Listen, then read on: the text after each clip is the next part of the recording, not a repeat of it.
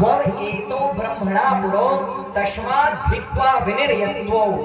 कहते हैं कि जब ये सृष्टि हुई तो भगवान के मुख से दो शब्द निकले। पहला शब्द था ओम और दूसरा शब्द था अथ। अथश्च ओंकारश्च त्वं एतो ब्रह्मणा पुरो। ये दो शब्द जब सृष्टि हुई तो भगवान के मुख से दो शब्द निकले। एक अथ इसलिए लिखा जाता है अथ प्रथमोऽध्यायः। आप संस्कृत का कोई भी ग्रंथ पढ़ोगे उसके आगे लिखा जाता है अथ द्वितीयोऽध्यायः, अथ तृतीयोऽध्यायः, ऐसे लिखा जाता है। दुर्गा सप्तशती में भी, अन्य पुराणों में भी। और एक शब्द निकला ओम। ये ओम ही प्रणव है, हरि ओम में सब कुछ समा गया। ये ओम ही जो है सभी वेदों का सार था। ओम का प्राकट्य भगवान के मुख से हुआ और कहा कि ओंकार नाम के मंत्र का तुम दोनों जप करो।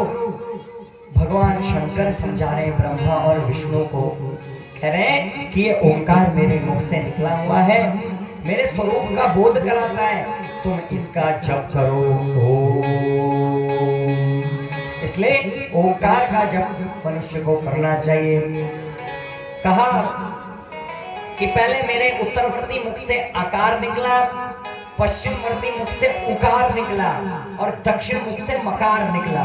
पूर्ववर्ती मुख से बिंदु तथा मध्यवर्ती मुख से नाद उत्पन्न हुआ। ओम की अगर व्युत्पत्ति करेंगे तो आ उ मा और चंद्र बिंदी। कह रहे मेरे एक मुख से ओंकार निकला, आकार निकला, दूसरे मुख से मकार निकला, उकार निकला, तीसरे मुख से मकार निकला। तो तीन मुखों से तीन निकले शब्द और एक मुख से चंद्र बिंदु निकला और चौथे मुख से मध्यवर्ती नाद प्रकट हुआ। इसलिए कह रहे ओम शब्द जो है ये मेरे मुख से निकला हुआ पहला शब्द है। ब्रह्मा विष्णु तुम इसका जप करो ओम। इसलिए ये सभी मुख से निकले शब्दों से मिलकर एक अक्षर बन गया। आ उ म तीनों मिलकर बन गया ओम।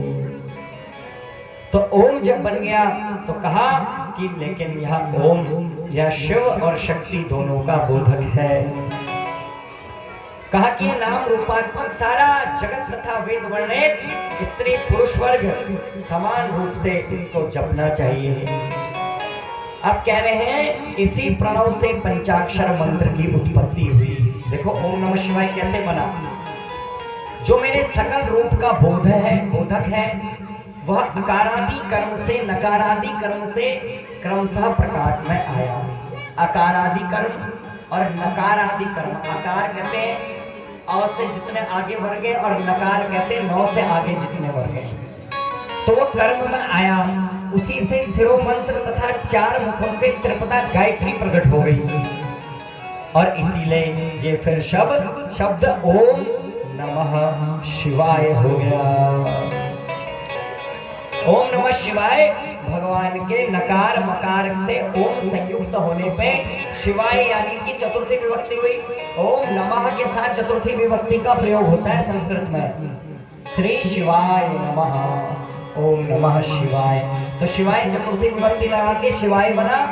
ओम भगवान के चार मुखों से तीन वर्ण प्रकट हुए और नमः नकार और मकार आदि कर्म में से मिलके दोनों से नमः शब्द की व्युत्पत्ति हो गई। इसलिए ओम नमः शिवाय, ओम नमः शिवाय, ऐसा ये एक मंत्र बन गया।